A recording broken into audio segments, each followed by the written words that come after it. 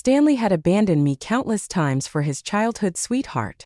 When he wanted to leave me again at our engagement banquet because of a phone call from that girl, I held his hand for the first time, pleading meekly, "Can't you stay and wait until we finish the ceremony?" The venue was filled with friends and family waiting for us to take the stage. Stanley was dressed in a pristine white suit, looking handsome and upright, but there was not a hint of the sweetness of an engagement on his face. His eyebrows furrowed with worry for another woman. Stanley impatiently loosened his tie. "Tina is sick. I have to go and check on her. You know her health has always been poor. Always poor health. How can Tina, who is lively and eats well, be unwell every day?" This excuse was incredibly lame, but it always worked like a charm on Stanley. I stubbornly held on to Stanley, unwilling to let go. But how can you keep someone who wants to leave? "Be good and wait for me. I promise to make it up to you in the future." He decisively shook off my hand and walked away. Just like every time before, he used the promise of the future to placate me, but he didn't know we don't have a future anymore. I lost my memory at the engagement banquet chasing after the runaway groom. Stanley. I was hit by a speeding car. I remember everyone except him. When I woke up, I found myself lying in the hospital. My whole body was wrapped up like a mummy. The doctor said I had multiple abrasions on my body. Fortunately, none of them were serious. My parents stood by, seeing me in this state, and tears flowed down their faces. That Stanley is really outrageous.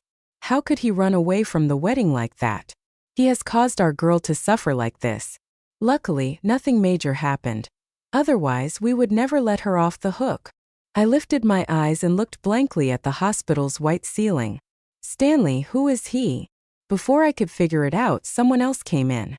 The person who entered was my parents' close friends, Uncle Smith and Aunt Smith. Aunt Smith saw me and tears started to flow. "Gil, I'm sorry." It's Aunt's fault for not teaching her son properly.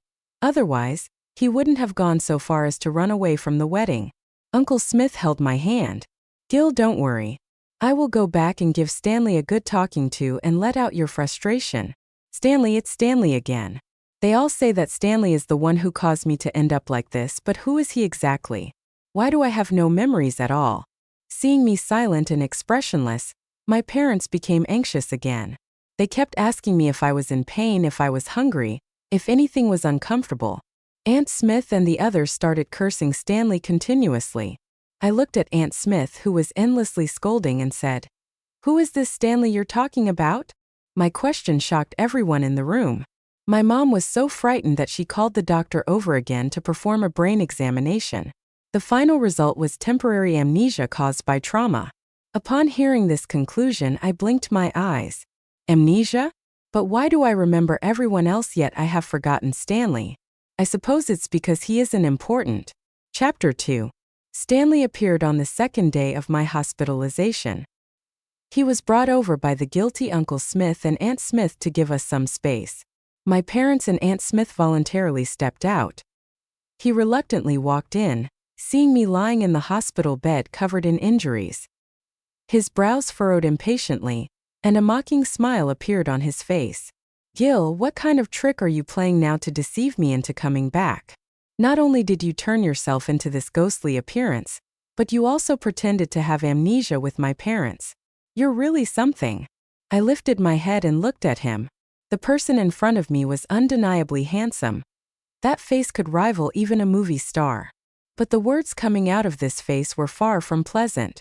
He disdainfully said, "You're acting like a melodrama actress. No wonder Tina says you're the most scheming person behind everyone's back." I didn't believe it before, but now I see it clearly. "Do you know that Tina is also in the hospital? When she heard about your accident, she had a heart attack from worry. She's in the intensive care unit now. Her condition is much more serious than your injuries, and she needs my care more than you. It seems that this Tina holds much more importance in Stanley's heart than I do. That works out perfectly. He's not important to me anyway. Otherwise, how could I have forgotten about him?" "Well then, go take care of her," I suggested. It seemed that Stanley didn't hear my words clearly. "What did you say?" I said. "Since you're so concerned about her, go take care of her. My parents are here. There's no need for someone else's help. This person really Even if he wanted to take care of me, I wouldn't want it. Who would willingly let a stranger take care of them? Someone else? I've become someone else. Stanley sneered. Gil, I've had enough of your words. It's fine to be angry, but repeating it over and over again is going too far. I didn't understand his meaning. Someone who was insignificant in my memory. How am I suddenly someone else?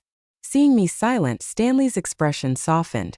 He sat on my bed, wanting to hold my hand. The moment our skin touched, I pulled my hand away as if it was being electrocuted. His touch made me feel extremely uncomfortable. What are you doing? Don't touch me. Stanley's face immediately turned dark and gloomy. Gil, I've been giving you face. Now you won't even let me touch your hand? Is the next step calling off the wedding? Chapter 3. I looked at Stanley with confusion. I heard them say that we never got engaged, right? Why would there be any need for a breakup then?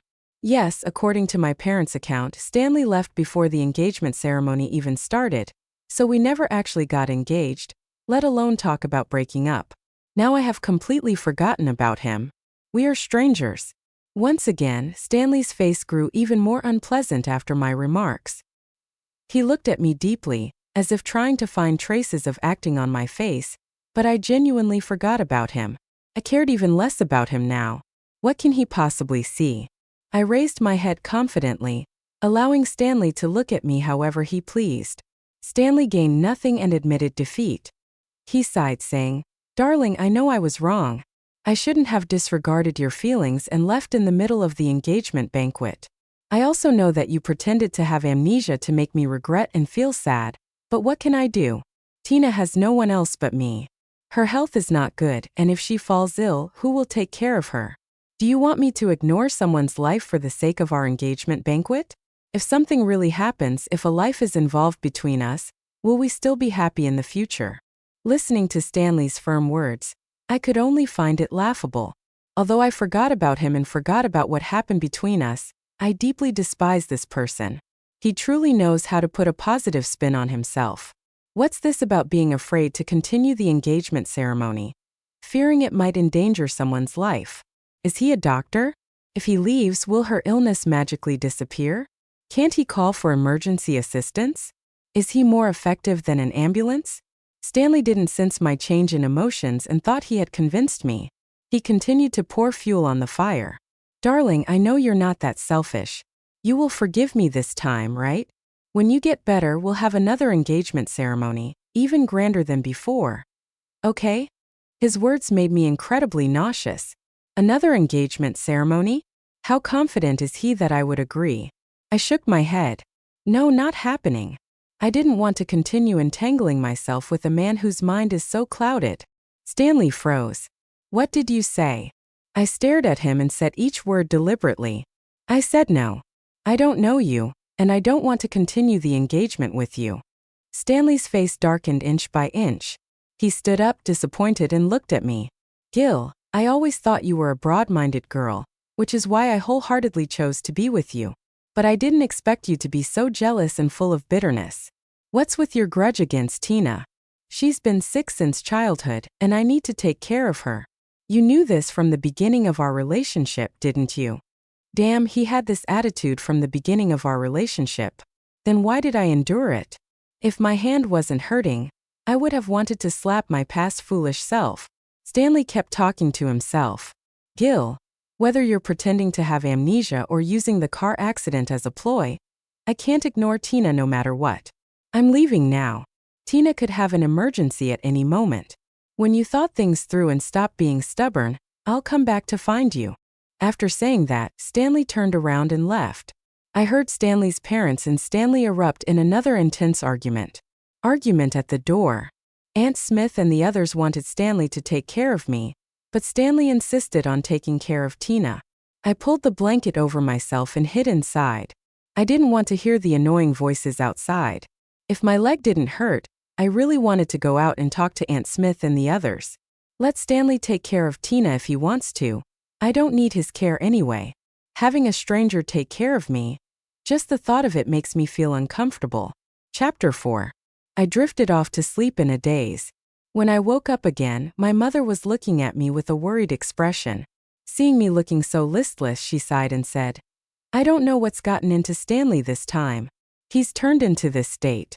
Just now, Aunt Smith was pressuring him to stay and take care of you, but he refused and insisted on going to see that illegitimate child of the Jones family. But when you had a high fever that year and were unconscious for 3 days and nights, both your father and I happened to be abroad on business, and he stayed by your side, never leaving for a moment, taking care of you. I stared at the chandelier on the ceiling and casually said, Oh, that happened too. My mother nodded. Yes, back then he was really good to you. After I found out about that, I specifically hired a highly skilled nurse to take care of you, but he still wasn't reassured and insisted on personally looking after you. In the end, when you recovered, he fell ill. Isn't he foolish? He really is quite foolish. We have wealth and power in our family. When we're sick, with just one phone call, we can have a group of private doctors and high-level nurses come and provide the most attentive care. Why did he make himself look so miserable? My mother saw me nodding and said in surprise, Gil, have you really forgotten about Stanley? You don't remember anything at all. I looked at my mother, who had a worried expression, so she also thought I was pretending. After all, I remember everyone except for Stanley. This kind of amnesia is indeed a bit strange. I looked at my mother and said seriously, Mom, I really don't remember Stanley. He's a complete stranger to me. I just met him earlier, and I found out that he's not only arrogant but also not very bright. Please don't mention him in front of me anymore. Upon hearing me say this, my mother sighed and nodded. All right, if you don't like it, I won't mention it. But Gil, you have to take good care of yourself and get better soon. Okay, of course I have to get better soon. I can't go against my own body for someone who has nothing to do with me. That would be truly unfair to myself. Chapter 5. My injury looked scary, but it wasn't actually serious. After being observed in the hospital for 4 days, the doctor discharged me. On the day of my discharge, I happened to run into Stanley and Tina. I didn't expect that they were in the same hospital as me. Tina was wearing a patient gown, and Stanley was carefully supporting her. She had a dependent look, practically clinging. To Stanley, it seemed strange no matter how I looked at it. When they saw me, both of them had a momentary awkward expression. Unlike Stanley, I remembered Tina. She was the illegitimate daughter of the Jones family. After her biological mother passed away, she was brought back to the Jones family at the age of 3, but the Jones family had too many daughters. She wasn't valued at all in that household. In my memory, she didn't talk much. She didn't leave much of an impression. I thought about it and realized that I wasn't really familiar with them, so there was no need for any greetings. I prepared to walk around them, but just as I took a few steps, an incredulous voice came from behind me. Gil, how dare you ignore me? I turned around, puzzled. Are we close? Why should I acknowledge you? Stanley was speechless, choked up by my response. He gritted his teeth and glared at me fiercely. It seemed like I was the heartless woman in this story. Stanley opened his mouth about to say something, but suddenly Tina started coughing violently. Stanley immediately became nervous and went over to pat her back. The way he looked at her, I can't even describe how tender it was. I watched their harmonious interaction and figured they didn't have time for me anymore. I lifted my foot, ready to leave, but I was stopped by a voice. This time it was Tina who spoke. Gil, I'm sorry. Tina held her chest and said, I know it's all because of my useless body that you and Stanley haven't gotten engaged. But you know, besides Stanley, I don't have any other friends. Please don't blame Stanley. If you want to blame someone, blame me. I'm truly despicable. If you want to hit or scold me, go ahead, but please don't take Stanley away from me. He's the only friend I can rely on. If even he ignores me, I don't know how I'll go on living. As Tina grew up, her days in the Jones family became increasingly difficult. No wonder she clung to Stanley, the heir of the Smith family. I opened my mouth about to reassure her. Not only would I not take Stanley away from her, but I would also bless them to grow old together, united forever. But before I could speak, Stanley said with concern, Tina, no one can take me away from you. He then looked at me warningly. Not even Gil. Upon hearing this, I saw Tina's expression visibly brighten. In her eyes there was a hint of triumph and provocation when she looked at me. But what was there to be triumphant about? What was there to provoke? I hardly even remembered Stanley. How he was or what he did had nothing to do with me. I met Tina's gaze directly, causing her to pause for a moment. Since we're friends, helping each other is only natural. You can rest assured that I won't stand in the way of Stanley being with you. You're sick and need rest, so let him take care of you. As soon as I finished speaking, Tina's expression turned joyful. She looked at Stanley with delight, but Stanley didn't seem as happy as she did. He bit his lip, his face filled with frustration as he glared at me. It seemed like he was angry at me. Magnanimity, but isn't what he wanted for me to not care anymore? As Stanley's expression worsened, Tina said with a hint of grievance, "Gil, I know you're still blaming me, still saying hurtful things. Please, can you forgive me?" Tina's words made Stanley suddenly realize something. He looked at me as if he had seen through me and said, "Gil, you've gone too far. No matter how jealous or resentful you are, there should be a limit. Do you not realize that Tina is currently a patient and can't handle any more stress? Please leave, don't be in our sight." After saying that, Stanley supported Tina and walked away. As I watched their backs, I couldn't help but find it amusing. It was Stanley who didn't want me to leave just a moment ago. Now he was eager for me to go. But Stanley, I'm not a dog that comes running at your beck and call. After leaving this time, I only want to never see you again. Chapter 6. I had a blast during my days of rest at home. I had endless snacks to eat and countless variety shows and movies to watch. When I got bored, I would play some online games. Once my health improved a bit, my parents arranged for me to go abroad for further treatment. I chose an island country to experience the sunshine and beaches. Until my body was covered in a bronze tan, I still felt unsatisfied. Only then did I return home, full of lingering joy. Upon my arrival, my parents specially prepared a welcoming feast for me. Aunt Smith and Uncle Smith were also present at the banquet. They apologized to me and expressed their regrets. I understood their intentions. Over the years, our family had provided numerous projects for the Smith family. They were afraid that I would be angry with Stanley, causing a rupture in the financial ties between our families. But I am not someone who confuses personal matters with business. Moreover, I don't even remember who Stanley is anymore. How could I be angry with someone I don't even recall? I raised my glass and said to Uncle Smith, "There won't be any issues with the cooperation between our families, I assure you." Uncle Smith's face brightened. "What about Stanley? You haven't contacted him during this time. I can tell he regrets it now. Can you give him a chance?" Regret? I didn't think so. Just a moment ago, I saw Stanley and Tina's social media post making porridge for her. The sight of him washing his hands and cooking soup almost moved me. I smiled lightly and said, "Uncle Smith, as you know, I have amnesia. I've forgotten who Stanley is. You don't need to mention him to me anymore." As I finished speaking, Uncle Smith's face turned pale and defeated. "I understand, Gil. It's that boy Stanley's own misfortune. He doesn't deserve you." Chapter 7. After the welcoming feast, I thought I would never have any interaction with Stanley again. But that very night, I received a call from Stanley. "Gil, I gave you a month of cold treatment to reflect, but how can you still behave like this? What did you mean by what you said to my parents today? You're just angry that I didn't attend your welcoming feast, right?" Tina had a stomach ache and suddenly wanted to eat the millet porridge I made for her, so I couldn't make it.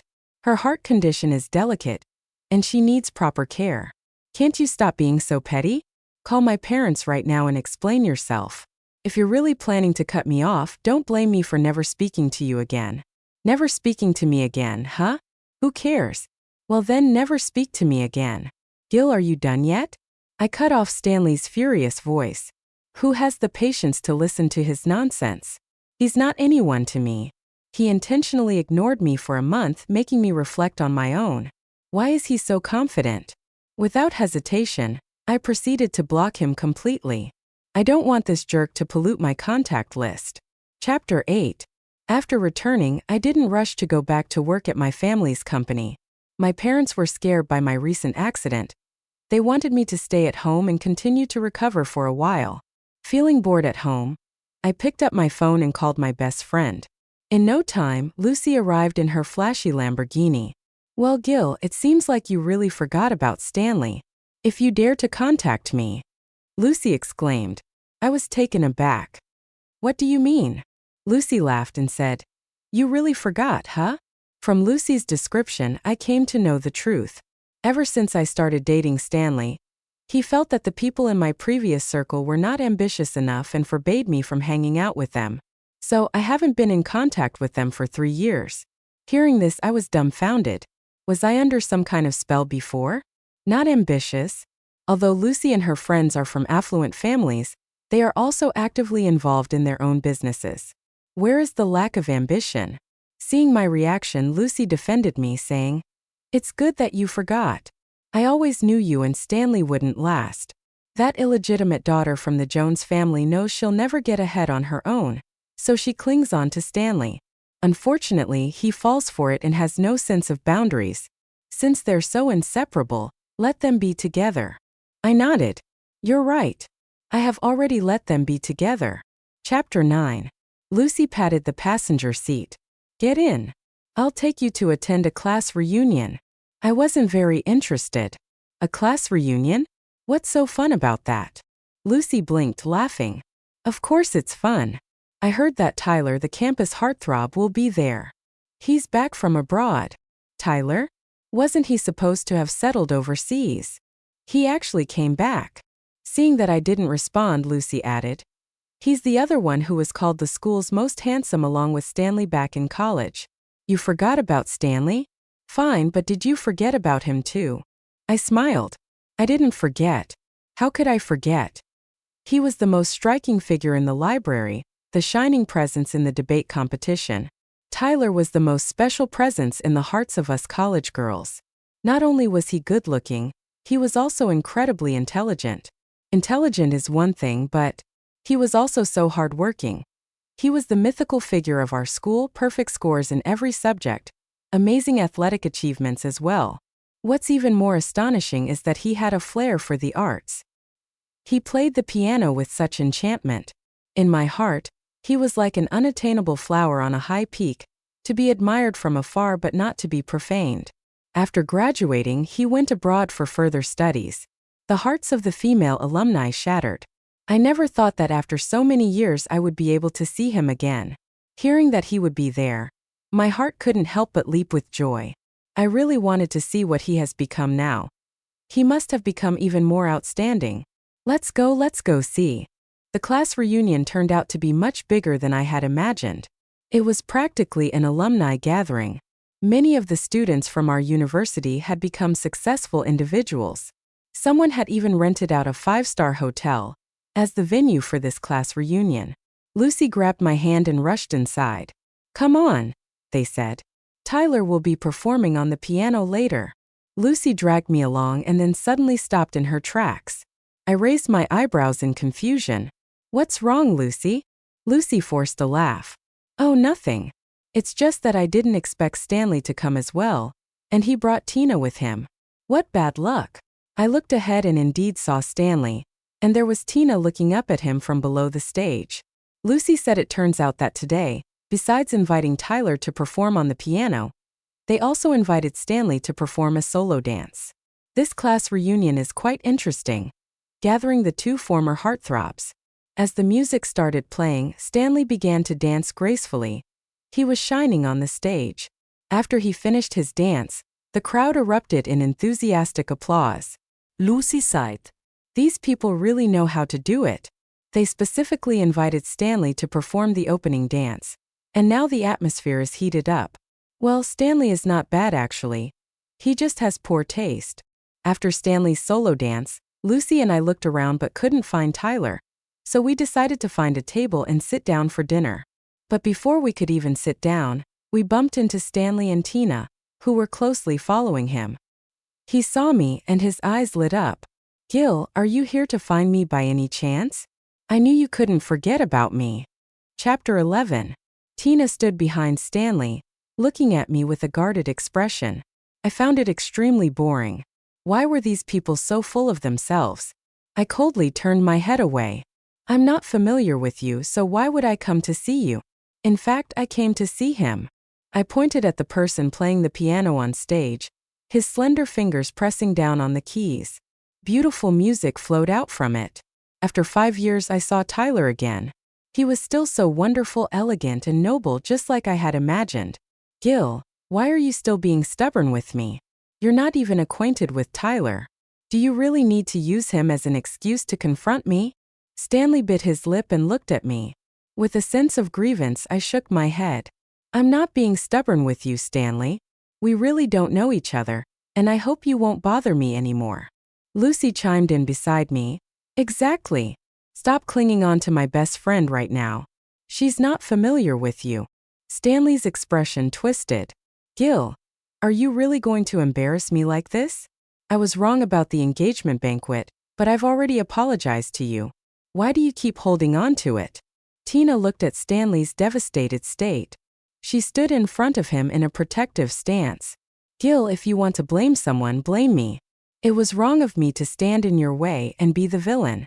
You can punish me however you want, just please stop tormenting Stanley. These two people, do they have a problem? Why are they bothering me? I couldn't bear it any longer and said, I've already told you I haven't been tormenting him because I don't even know him. We're not acquainted at all. You two can do whatever you want. Just don't come in front of me and be a nuisance. My words completely shattered Stanley. He angrily said, Fine, great. Gil, you're really something. If you don't know me, then you don't know me. I don't know you either. It's better if you never come looking for me again, so I won't look down on you. After saying that, he grabbed Tina's hand and walked away. Lucy watched their backs and clicked her tongue in amazement. Stanley thought you were just having a disagreement, Gil. Maybe he never believed that you truly forgot about him. I looked at Tyler shining in the crowd and casually said, Who cares? Yeah, who would want to deal with him? Let him think whatever he wants. He has nothing to do with me anymore. Chapter 12. The class reunion was just a formality. After Tyler finished his performance, the reunion lost its meaning to me. As a Ruri elite, Tyler was surrounded by many people. Lucy nudged me and asked if I wanted to go over and say hello. I shook my head. We're not even acquaintances. How could I casually say hello to Tyler, the godlike figure? I was just a passerby looking up to him. Speaking to him or even trying to establish a connection with him was something I wouldn't dare to imagine. Lucy is going, so after spending some time with me, she went to play with familiar classmates. I sat in the corner quietly drinking my wine. Stanley, as if intentionally putting on a show for me, sat nearby with Tina, speaking intimately. When Stanley's joyful laughter reached me again, I put down my glass, wanting to leave this place. Perhaps I shouldn't have come here today. It's too boring. As I was about to get up, a pleasant voice came from above me. Mauisitere? This voice sounded somewhat familiar. I looked up and saw the owner of the voice. Tyler looked at me with a smile, softening his cold demeanor. Of course, in that moment I didn't know where to put my hands and feet. I didn't expect Tyler to come back and initiate a conversation with me. Gil, why didn't you come over to say hello? Liar. Did you forget about me? I quickly shook my head. Who could forget the name of the godlike Tyler? I just didn't know that you knew my name. Tyler smiled gracefully. Of course I know you, Gil, from the economics department. We used to see each other often at the library. I remember back then I did see Tyler frequently at the library. I don't know if it was a coincidence, but he always sat not too far from me. He seemed so aloof. I never dared to say hello to him back then. I noticed that you liked reading novels in the library, especially Edgar Allan Poe detective stories. So, have you become a Sherlock Holmes now? Tyler's teasing quickly brought me back to my teenage years. It was true that I loved reading various detective novels back then, analyzing the intricacies of the cases. I thought it was just my little hobby, but it turned out he had noticed. Unconsciously, I felt that our distance had narrowed significantly. He was no longer the distant godlike figure but the handsome prince sitting in the corner of the library. I actually didn't like going to the library, but Tyler's persistence kept motivating me. I thought, if someone as excellent as he was still working so hard, why shouldn't I make the most of my time and strive as well? Shared memories brought the two of us closer. I really liked you back then, so serious and diligent, Tyler said to me. I smiled. Actually, I should be saying that to him. He was the most serious and diligent person in the entire library. If it weren't for seeing him, I wouldn't have maintained my self-discipline. I thought to myself, you're so outstanding yet you're still striving. I said. How could I be lazy? Upon hearing my words, Tyler became ecstatic. He exclaimed, Gil, so that's how it was. Do you know I thought the same way? I saw you going every day, and I couldn't bring myself to slack off either. Who would have thought we were encouraging each other? In that moment, we looked at each other and laughed. It turns out that we were both striving for each other back then. What a strange fate this is. Ah! Suddenly, Tyler exclaimed. I quickly looked behind him and saw Stanley with a grim look on his face, holding an empty wine glass. He had intentionally spilled red wine on Tyler. I was furious. Stanley, what are you doing? Stanley's eyes turned red. Gil, I was wrong. Come back with me, please. I won't leave you for someone else again. I looked at Stanley coldly. You should be apologizing to Tyler, not me. How could you pour wine on someone else? Stanley clenched his teeth and refused to apologize. Tyler, do you know that Gil is my fiancé? What do you mean by getting close to him like this? Have you no shame? Tyler elegantly stood up, casually patting the wine stain on his clothes. Then he said to Stanley, Fiancé? That means we're not married, so I have the right to pursue Gil. You dare. As soon as these words came out, Stanley seemed like a lit explosive. He reached out his hand and was about to slap Tyler's face. I quickly grabbed Stanley's hand. At him with disgust, Stanley, have you gone mad? Are you really insane? Let me say it one last time. I don't know you. I truly don't know you at all. I am not your fiancé, and we have never been engaged. Please stop bothering me. I have absolutely no feelings for you. Now you have left such a terrible impression on me. Worse than a complete stranger. Upon hearing my words, Stanley seemed struck by lightning. His whole body trembled inexplicably. He stared at me in panic. It was as if he finally realized that my amnesia was real, and that he was about to lose me completely. Chapter 13. Stanley couldn't bear the blow and hastily left the scene. Tina, who had been following him all along, tried to support him, but he forcefully pushed her away. However, she wasn't saddened by it and persistently followed him as they left. Curious eyes fell upon Tyler and me. I didn't want to be treated like a monkey, so I took the initiative and said to Tyler, Do you want me to take you back to the hotel? Tyler smiled warmly and said, I would be delighted. I dropped Tyler off at the entrance of his hotel. He didn't get out of the car but looked at me seriously.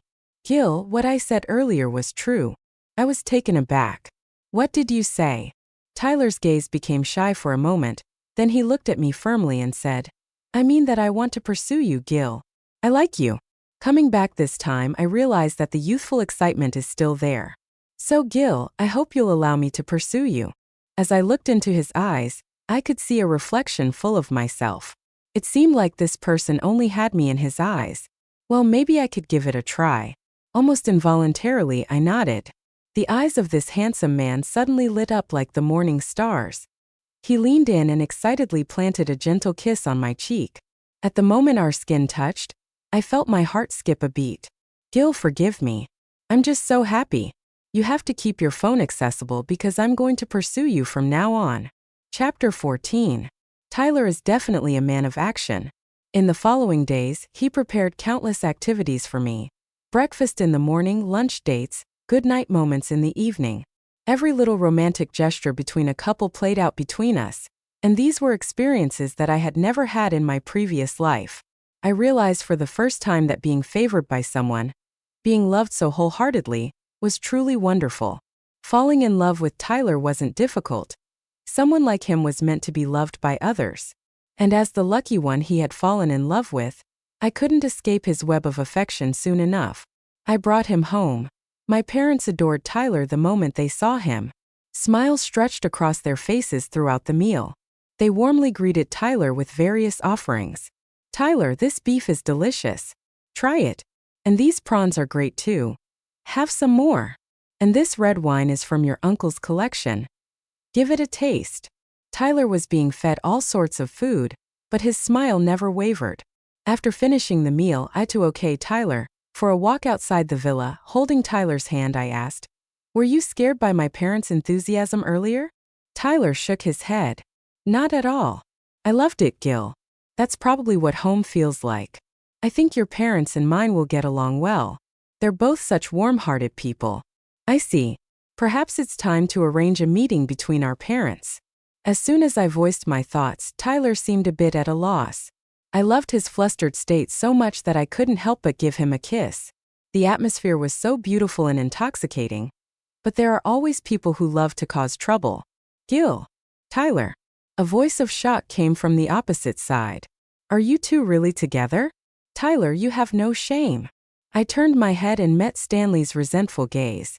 I furrowed my brows. What are you shouting about? Who are you?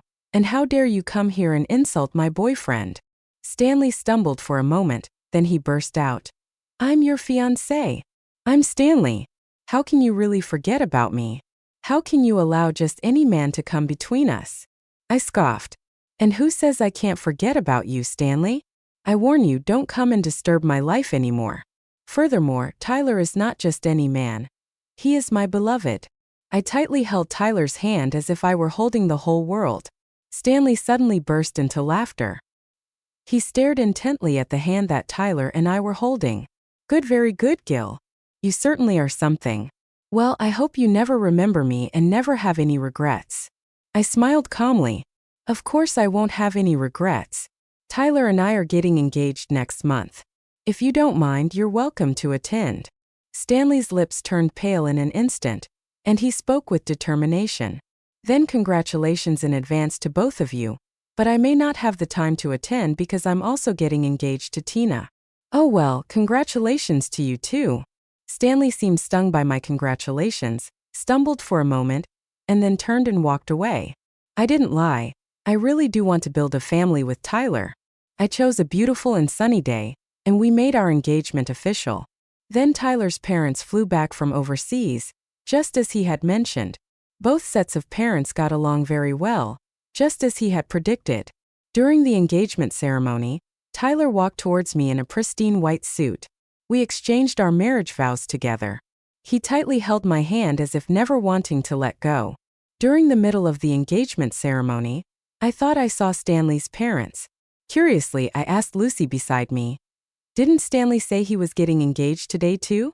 Why aren't his parents here? Lucy scoffed. Stanley is out of his mind. I don't know what he sees in that woman. What can she do besides pretending to be sick all the time? She's just a discarded child from the Jones family. Stanley insisted on marrying her. And now the Smith family has kicked him out. Well, the Smith family has more than just him as a son. Their second son is studying abroad and will be back soon. I nodded in understanding. So that's how it is. It seems like everyone in the Smith family, except for Stanley, has their head screwed on right. Tina, that cunning and calculating woman, is definitely not a good choice as a daughter-in-law. I really don't understand how a good family like the Smiths could raise such a foolish person like Stanley, but those things aren't my concern. After all, I have a handsome guy by my side, and I don't have any thoughts to spare for a stranger. Chapter 16. We got married in the 3rd month of our engagement. It seems like Stanley was trying to keep up with us. He also got married on the same day as us. Lucy told me all of this, but I didn't have the mind to pay attention to him. After our wedding, we went on a month-long vacation in the Maldives. Once our vacation was over, Tyler and I went abroad together again. Tyler is very capable at his job. After discussing with both our families, we decided to open a branch of our company overseas to earn money from foreigners. As a result, Tyler and I have been living abroad ever since.